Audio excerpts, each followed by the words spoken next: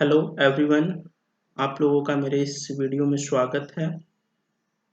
अगर आप लोग मेरे चैनल पर नए हैं तो मेरे चैनल को सब्सक्राइब करें ताकि वीडियो के नोटिफिकेशन सबसे पहले आपको मिल सके। आज हम लोग class 7 civics chapter 5 women change the world के दूसरे भाग को पढ़ने जा रहे हैं। इससे पहले आप पहले भाग को अवश्य देखें ताकि आप पाठ को अच्छी तरह से समझ सकें। तो आइए शुरुआत करते हैं।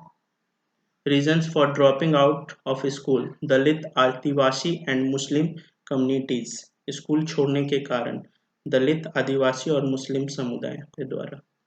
Lack of proper schools and teachers. उचित स्कूलों और शिक्षकों की कमी।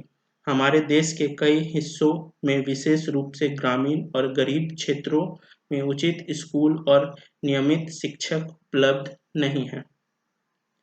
Second is inaccessible. यदि स्कूल लोगों के घरों के करीब नहीं है और परिवहन के लिए बसें या वैन उपलब्ध नहीं है तो लोग अपनी लड़कियों को स्कूल भेजने के लिए तैयार नहीं होंगे। अनअफोर्डेबल। बहुत से लोग गरीब हैं और शिक्षा की लागत वहन करने में असमर्थ है।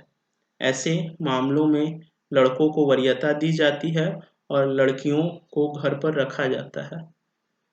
Fourth one is discrimination. शिक्षकों और सहपाठियों द्वारा भेदभाव और परिणामी उत्पीड़न भी छोड़ने का एक उदाहरण है। एक उदाहरण के तौर पर हम दलित लेखक ओम प्रकाश वाल्मीकि का अनुभव ले सकते हैं। नेक्स्ट इज वुमेन मूवमेंट, महिलाओं का आंदोलन। अब महिलाओं और लड़कियों को स्कूल जाने का अधिकार है। कई वर्षों पहले मौजूद परिदृश्य में एक बदलाव आया। यह बदलाव रातों रात नहीं हुआ, यह महिलाओं द्वारा व्यक्तिगत और सामूहिक रूप से निरंतर संघर्ष और प्रयासों का परिणाम था। इस संघर्ष को महिला आंदोलन कहा जाता है। देश के विभिन्न हिस्सों के साथ साथ व्यक्तिगत महिलाएं और महिला संगठन इस आंदोलन का एक हिस्सा रही। आंदोलन को कई पुरुषों का समर्थन भी प्राप्त है, यहाँ तक कि अन्य क्षेत्र जैसे कानूनी सुधार, हिंसा, स्वास्थ्य, महिलाओं की स्थिति में सुधार हुआ। विभिन्न रणनीतियों और विधियों का उपयोग किया जाता है। फर्स्ट वन, जागरूकता फैलाना। दूसरा, भेदभाव से लड़ना। तीसरा, न्याय की मांग। कैंपेनिंग। भेदभाव का विरोध करने और न्याय पाने की मुहिम महिला आंदोलन का अभिन्न अंग है। अभियानों का प्रभाव निम्न अनुसार है। नए कानून को पारित करना। अभियानों के परिणाम स्वरूप नए कानून पारित किए गए। 2006 में घरेलू हिंसा से संबंधित एक कानून पारित किया गया। इस कानून ने उन महिलाओं को कानूनी सुरक्षा दी जिन्होंने घर पर शारीरिक और मानसिक यातना का सामना किया। दूसरा, यौन उत्पीड़न के खिलाफ दिशा निर्देश। 1997 में सुप्रीम कोर्ट ने कार्यस्थल पर, शैक्षणिक संस्थाओं में महिलाओं को यौन उत्पीड़न से बचाने के लिए दिशा निर्देश पारित किए।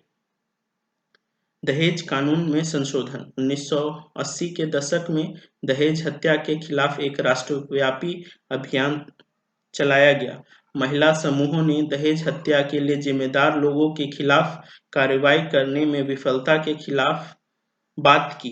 वे सड़कों पर चले गए, अदालतों से संपर्क किया आदि। इस मुद्दे ने इसलिए महत्वपूर्ण प्राप्त किया और अखबारों और समाजों का एक महत्वपूर्ण मामला बन गया। इसलिए दहेज कानून में बदलाव आया।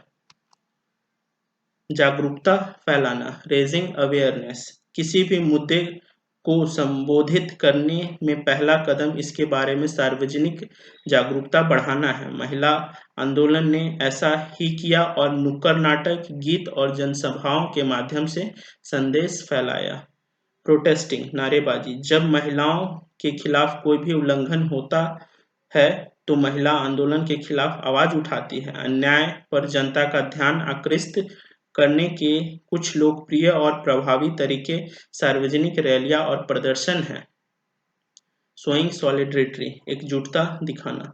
अन्य महिलाओं और कारणों के साथ एकजुटता दिखाना भी महिला आंदोलन का एक हिस्सा है। हमारे देश और पाकिस्तान के लोगों के बीच एकजुटता दिखाने के लिए महिलाएं मोमबत्तियां रखती हैं। हर साल 14 अगस्त को कई लोग वाघा सीमा पर इकट्ठा होते हैं और एक सांस्कृतिक कार्यक्रम आयोजित करते हैं। कैंडल लाइट विगिल्स महिलाओं के प्रति क्रूरता का विरोध करना भी बहुत आम है। Last one is keywords. कुछ कीवर्ड्स दिए गए हैं जिनको हम समझेंगे। First one is domestic violence, घरेलू हिंसा। यह शारीरिक और मानसिक हिंसा है जिसका सामना महिलाएं अपने घरों में करती हैं। नेक्स्ट वन इज स्टीरियोटाइप, जब हम मानते हैं कि किसी विशेष धर्म, समुदाय, लिंग आदि से संबंधित लोगों के पास कुछ लक्षण हैं और केवल एक निश्चित प्रकार का काम कर सकते हैं, तो हम एक स्टीरियोटाइप बना रहे हैं। डॉरी डेथ, दहेज हत्याएं, ये अधिक दहेज के कारण अपने पति और ससुराल वालों द्वारा युवा दुल्हन की हत्या के मामले हैं। डिस्क्रिमिनेशन, भेदभाव, सरल शब्दों में इसका मतलब पक्षपात या पूर्वाग्रह है। जब लोगों के साथ समान और सम्मान के साथ व्यवहार नहीं किया जाता तो इसे भेदभाव कहा जाता है। लिटरेट, साक्षर, एक व्यक्ति को साक्षर कहा जाता है जब वह कम से कम अपना नाम लिख सकता है। सेक्सुअल हैरेसमेंट, यौन उत्पीड़न, यह व्यवहार संदर्भित करता है यौन प्रकृति का और एक महिला की इच्छाओं और गरिमा के खिलाफ है। आशा करते हैं आप सारे बिंदुओं को अच्छी तरह समझ पाए होंगे। धन्यवाद।